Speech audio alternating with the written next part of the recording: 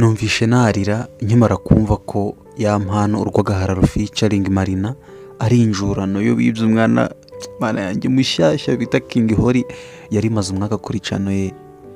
Shawalai nababaye nabibonye mu itangazamakuru umuhungu King Hori abivuga, numva narira kabisa, numvishe narira.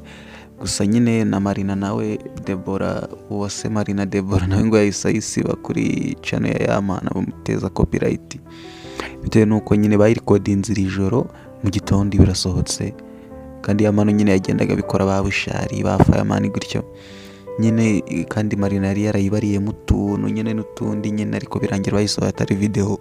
Hari ukuntu Yamana agenda bagateranya udufoto, shooting indirimbo imwe akayisohoramo indirimbo 10 nyine, bagateranya udufoto bagasohora utuntu gutyo.